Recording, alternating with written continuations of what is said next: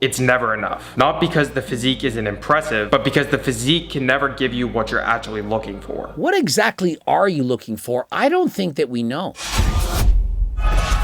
Coach Greg, in today's video, Tristan Lee comes clean. Finally, after 5 years, he's going to share with us all of the pain, the suffering, the struggles of him thinking he has to have under 5% body fat and that he needed to be the most shredded bodybuilder in the world year round. If you ever looked at someone with this level of leanness and thought, I want that, this is the other side of the equation I want you guys to understand. Obviously, it's cool to see and you want it to step on a bodybuilding competition, perhaps to see it once in your life, to admire all the striations, the veins. You've never seen yourself look like that, but it isn't actually worth it.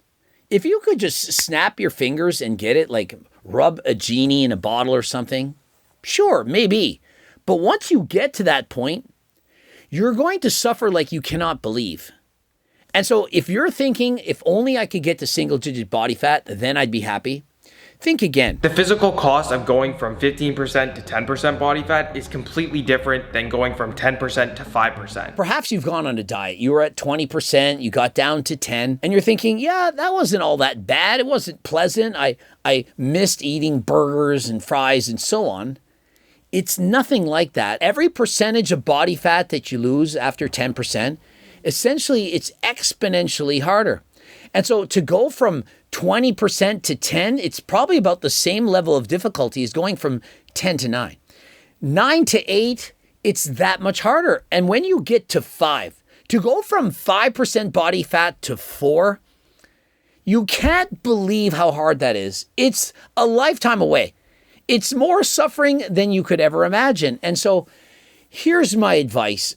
Diet down to a healthy body fat percentage, 15%, perhaps get down to 12, 10 at the lowest, and there's no benefit after that. Unless you're a competitor, getting leaner than 10%, the ROA, it just isn't there. It's at least 10 times harder to go from 10% body fat to 5% than from, for example, 20% to 10. And so once you get below your genetic set point, everyone has a genetic set point, perhaps your body, it wants to maintain somewhere between 10 and 20%. Once you get below 10, the body, it fights back. It makes you hunger.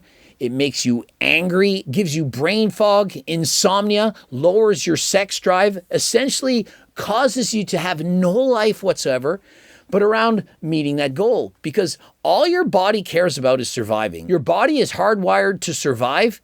And when you aren't eating enough, that's all it can think about.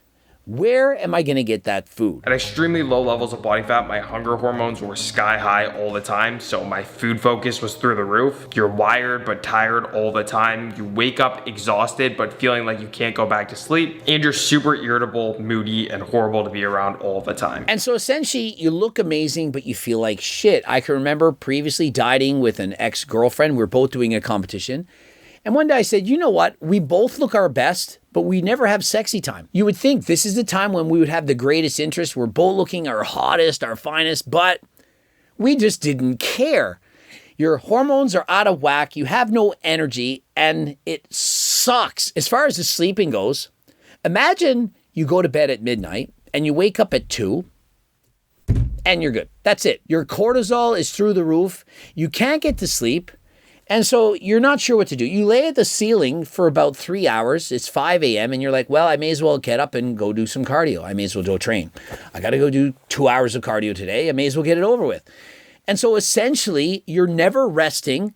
You don't have enough time to recover, and it's very hard to put on muscle. And so, yeah, you look the part. You go to the gym and you look shredded. And frankly, you only look good when you have a pump. Aside from that, when you're wearing clothes, especially if you're natural like I used to be, you're actually looking very small. People often say, oh, you look flat. You feel flat. Well, you are flat. Flat as a pancake. Your muscles don't bulge out. You're not swole. And when you're wearing clothes, for example, a t-shirt, it hardly even looks like you work out. And so the only time in the day that you feel good is most likely 30 minutes after you take your Blue Lobster, your pre-workout, and you're going to the gym. You had some carbs right before you went to the gym. You got your stims in, your Blue Lobster, as well as your alter ego. Of course, you can get that. Click the link in the description, code Greg for 15% off. And you're also taking your Cialis or perhaps your G Pump to get that extra swole. And you go to the gym and you get a couple of sets in after struggling through a warm-up. And finally, you feel good. You look in the mirror and your bicep vein is out. You're doing some curls and you're thinking, wow, there's a new bicep vein going sideways. Your chest has some veins and you're thinking, finally, it's all worth it. And so 23 hours of suffering for 1 hour of looking at yourself in the mirror and thinking, wow, that's a cool looking vein. That's a striation that's on me. I'm telling you, it isn't worth it unless there's a show lined up. And after the show, you're going to go back to 10 to 15% body fat, hopefully 12. And you're not going to be like Tristan Lee and try to maintain that for years. It's also time demanding. The tracking, the cardio, the steps. At one point, I was doing 20,000 plus steps per day. 20,000 steps for the average person walking, kind of quick. It's about 4 hours. And so a lot of people say, oh, it's easy to burn body fat. The Mr. Mikes and the Jeremy Athieres and so on. You just got to do your 10,000 steps. That's easy. 10,000 steps for most people takes 2 freaking hours. And so, yeah, it's easy. Just do easy zone 1 cardio for 2 hours. This is not what I think you should be doing. I think you should be doing zone 2 cardio. Go a little bit faster, harder. Rather than taking 2 hours to do that cardio, do it in 1. Walk up a hill. Set the incline to 15%. You burn double the calories going 50% as you do on a flat. Tristan is right. It takes a freaking long time.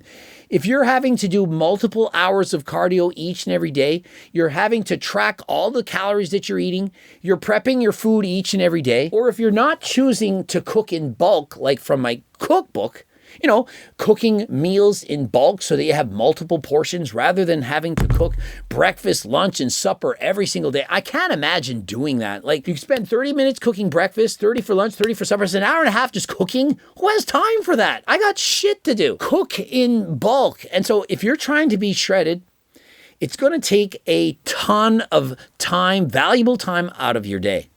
And so if you are doing it, some of you are doing it right now and you're smart. You're doing your cardio while watching Coach Greg. There were plenty of time periods where I'd go to the grocery store just to kill time until my next meal. And I'd be lying if I said I don't still do that sometimes. See, what Tristan needs is a girlfriend.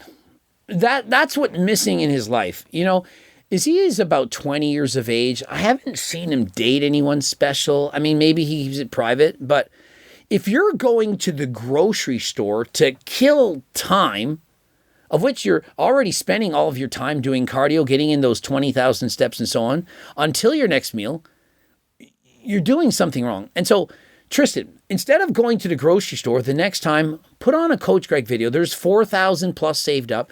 You can go back in the day and rewatch all of my videos. The leaner I'd get, the more structure that I would need to have. Meal times were 3 a.m., 7 a.m., 11 a.m., 2 p.m., 5 p.m., and if anything got in the way of those meal times, it wasn't happening. I mean, you lost me at 3 a.m., meal times 3 a.m., and so the social cost was he had to get rid of all of his friends in order to maintain this lifestyle. And so essentially, this all looks like something that ends with Sia and starts with an A. If you know what I mean. For most people, it's when they weigh significantly less than they should. They're not eating enough food. They're tracking everything.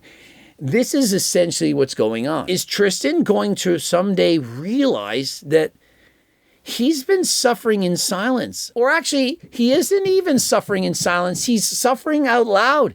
He's recording a video in real time explaining exactly what he's been doing for years. And isn't it ironic that he's still doing this? He's still under 5% body fat. He's still tracking everything, doing the cardio, doing the steps, getting up early in the morning, avoiding getting a girlfriend, all to have a single-digit body fat, shredded physique, hamstrings, and to make videos showing his triceps. I mean, that is what I'm seeing. It also meant saying no to a lot of other things. Family gatherings, events, dinners, a lot of opportunities to spend time with other people. I mean, when you're saying no to family gatherings, why? Like, when you're on your deathbed, like when he gets to 50, and he thinks to himself, I want to look back at my life. Is he going to be thinking, you know, thank goodness I got up at 3 and made it to the gym at 5 and avoided my friends, family, and so on. Avoided actually having a family, having a girlfriend, because they would have gotten in my way of getting to the gym at 5 a.m. so that I could have a 137-pound shredded physique. It isn't worth it to suffer like this. The hunger, the lack of energy, the inability to sleep, the brain fog. For what? To do this and see a line? What? And if you're not careful about it, you end up building a physique while slowly shrinking your life around it. Building a physique while shrinking your life around it. I love these chat GPT videos. They're very, very good. The metaphors, the similes, the wording, the phrasing. Bravo, ChatGPT. No wonder Mr. Mike is in love. You aren't as present in the conversations that you'll wish you were. You'll be thinking about the next best thing while great things are happening in your life right now. But that's a cost that barely anyone talks about. This is true when you're getting ready for a bodybuilding show. Nothing else in the world matters. Your friends, your family, whatever is going on, it's about you. It's very you-centered. You're dieting, there's a show, you're how many weeks out, you're how many days out, how many hours. And that is the only thing that matters. And so many people, they take this too seriously. Bodybuilding doesn't have to control your life. I've watched so many people I know get caught up in this cycle. Just a little leaner, a little bigger, a little stronger. More validation, more attention, more compliments. But eventually the goalpost just keeps moving. Exactly. Once you get to that goal, it's never enough. You do the bodybuilding competition. Let's say that you win. That's not enough. Now that you've won, now it's off to nationals. And let's say you win there. Now you're an IFBB pro, but you got to get to the Olympia. And so the dream, the chase, the thrill, it never ends until it's too late. Now you can't up the doses. You're not putting on any more muscle. You don't have the right shape. Your blood work from Algorex came back and it isn't looking good. It's time to cycle off. What about the horrendous cystic acne, the gyno, the balding? Your balls are smaller than last time. Well, that ain't that big of a deal, at least not for me. But your personality is changing. All you care about is the gym. For some people, they like this because perhaps everything else in their life, it isn't good. But there is going to come a time, you don't know how long, is it months, years, decades, when it's all going to have to come to an end, and will you be prepared? It's never enough. Not because the physique isn't impressive, but because the physique can never give you what you're actually looking for. What exactly are you looking for? I don't think that we know. I think we're in the search for happiness or validation, for a purpose in life. We're looking for something to get us through the day, to look forward to. And for me, it was always about getting better, achieving a personal best, improving. If you don't have anything that you're looking for, where you're trying to improve or to get better, I suggest that you do. You should have a reason to wake up each and every day. People who get depressed or lonely, they don't have goals. If you don't have goals, the loneliness, the sadness, it can creep in. But if you find a goal, and it doesn't matter which one it is, it could be a goal for playing an instrument, learning a language, making friends, perhaps a job, but it can give you that drive, that determination to keep going. But if your goal is only centered around how you look, that can be a problem. Your self-worth, self-esteem, it only comes from the appearance that you have, that if you're lean enough, tan enough, big enough. And if you resort to using abusive doses of performance-enhancing drugs to achieve that, that is when that goal is too far. I don't think there's anything wrong with looks maxing, trying to get a fresh haircut or to get a little bit leaner, a little bit more muscle, to perhaps look a little bit better. What is wrong with that? There's nothing. But if you're abusing drugs to get that look, you, my friend, have gone too far. Every level of body fat comes with a price. And despite all of that, people will still do it. I did. Because some goals are worth pursuing. You just have to understand what they actually cost. Tristan Lee is the epitome of this video. Like, it's the videos about him. He did all of the things to do the bodybuilding competition, but didn't even do the bodybuilding competition. And so all of this, hey, if it's for an end goal in sight, you want to bodybuild and it's a bucket list thing, or that's your job, well, hey, that's what you do. Tristan Lee, he's just doing it, just do it. Like, that's his thing. I'm just gonna suffer. And the strange thing is he actually realizes this. He's made a video sharing just how horrible it is, but yet he keeps going. And so that's what doesn't make any sense. Why not get up on stage and then, hey, let's do something else. He was once an athlete. All he cared about soccer, moved from soccer into bodybuilding, but didn't bodybuild. And so it would kind of like being, your dream is to be the best soccer player in the world, and you practice all the soccer, but you never play in a game, ever. And so why not put everything into practice? Get up on stage, Trystin, do the bodybuilding thing, compete, and then go on a lean bulk, go up to 10% body fat, and then do something else. I mean, you could go back to soccer. You could try a different sport. Perhaps he could be a cyclist. I personally think he would be an amazing powerlifter. He has a very strong bench press. He's great at push-ups.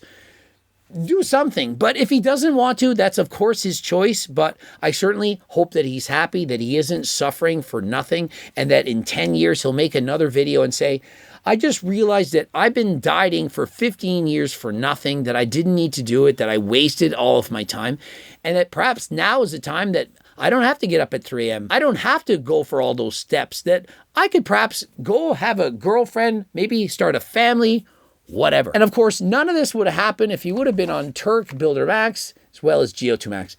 If Tristan Lee had been on this, would have had no problems. He wouldn't have dieted like this. He would have put on more muscle, had tons of energy for cardio. He wouldn't have over dieted. He wouldn't have even had to make this video. Life would have been grander than last time. He would have probably already by now refused the hand in marriage by 10 of the most beautiful women in the world. He would have had his pick of the litter. Everyone would have wanted Tristan Lee, but no, he didn't want to take the Turk Builder Max. I don't know why. And so guys, if you want to find your dream girl, the love of your life, of course, you pick up Turk Builder Max, and if you don't find it, money back guarantee, and on top of that, a $50 gift card. Guys, it's guaranteed. If you buy this, the best looking girl in the world is going to be chasing you in the DMs. It's guaranteed. And so if you're interested, code Greg for 15% off. Subscribe, click the bell button, comment to boost the algo. Don't forget to go to Algo RX and use code Greg, your blood work, peptides, and so on. Of course, watch one of those two bloops, and don't forget about the cookbook. And if you want to get sponsored or carry my supplements in your store and or gym or get coached by myself, please click the link. And until next time, I gotta go sell out because everyone is going to be buying these.